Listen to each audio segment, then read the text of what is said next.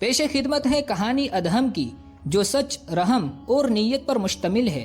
صدیوں پرانی بات ہے، ارواد نامی ایک قدیم شہر ہوا کرتا تھا، جہاں ادہم نامی ایک تاجر رہا کرتا تھا۔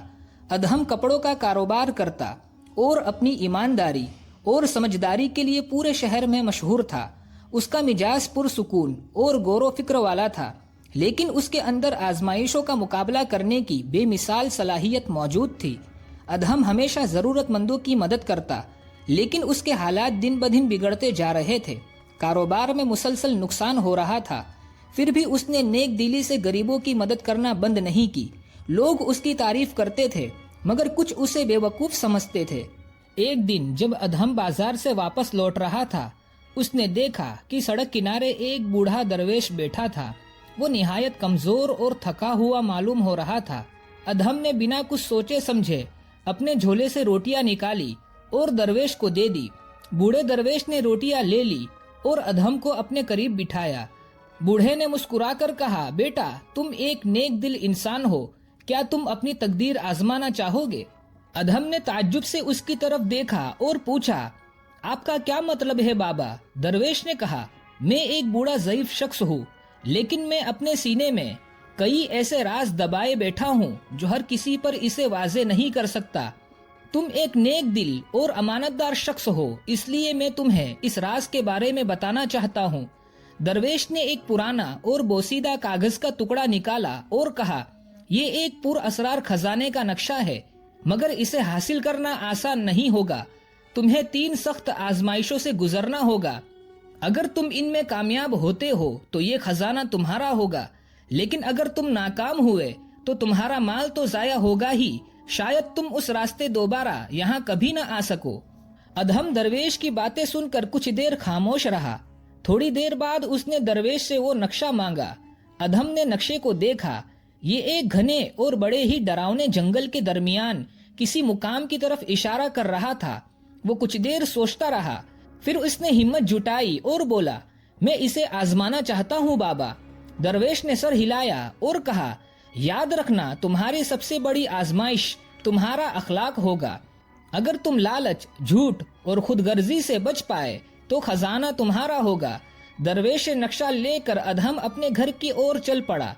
پوری رات وہ اس نقشے کے بارے میں سوچتا رہا اور اس کے دل میں خیال آ رہے تھے کہ کیا اس کے دل میں کسی طرح کا کوئی لالچ تو نہیں۔ ادہم اس بات سے بخوبی واقف تھا کہ مال و دولت کی ہرس انسان کو بربادی کی اور لے جاتی ہے۔ انسان کی لالچ کا پیٹ سوائے اس کے قبر کی مٹی کے علاوہ اور کوئی نہیں بھر سکتا۔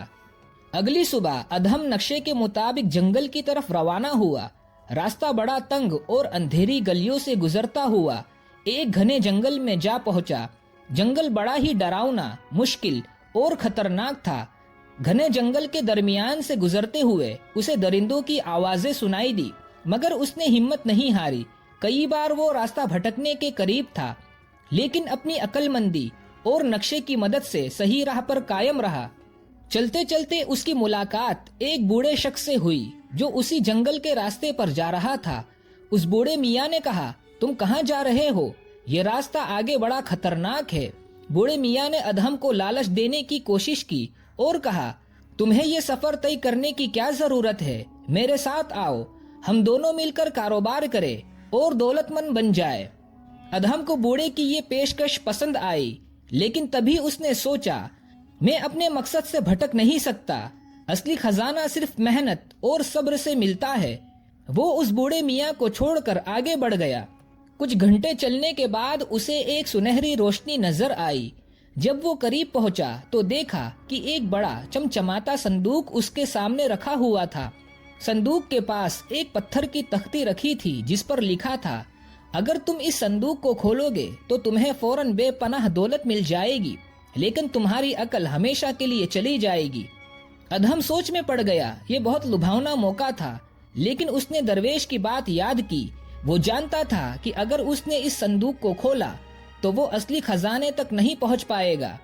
اس نے گہری سانس لی اور خود سے کہا، سچا خزانہ صبر اور محنت سے ملتا ہے، نہ کہ آسان راستے سے۔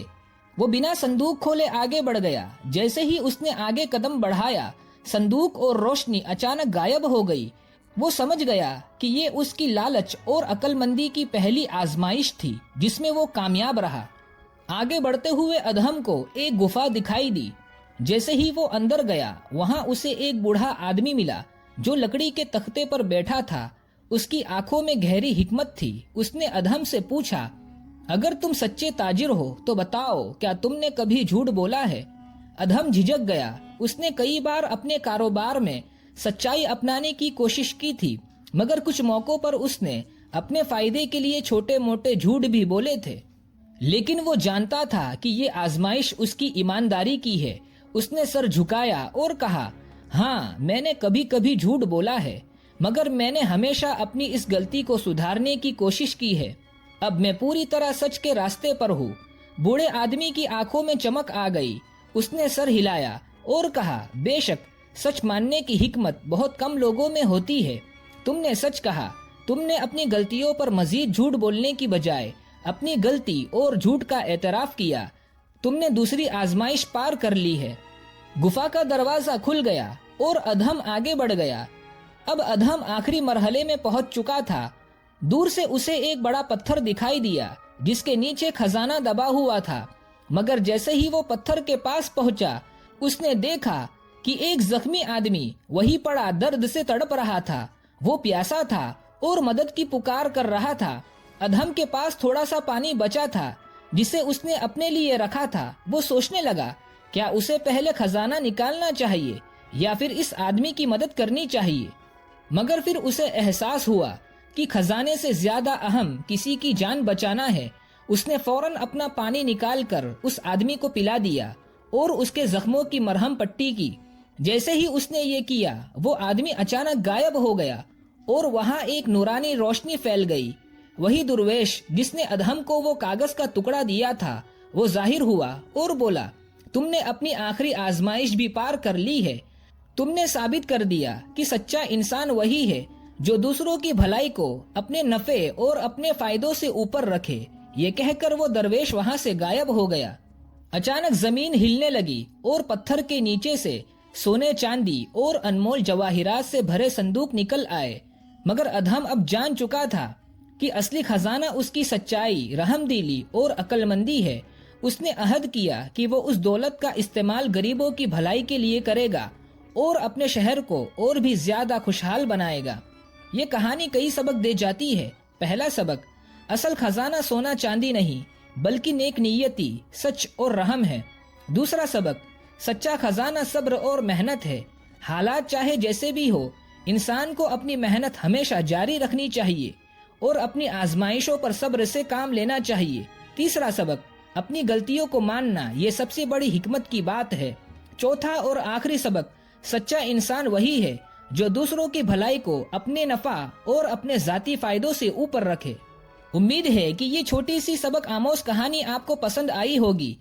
اپنی رائے کا اظہار کمنٹ میں ضرور کریں اور ویڈیو پسند آئی ہو تو ویڈیو کو لائک کرنا نہ بھولیں۔ ایسے ہی اور بھی سبق آموز کہانیوں کے لیے ہمارے چینل کو سبسکرائب ضرور کر لیجئے۔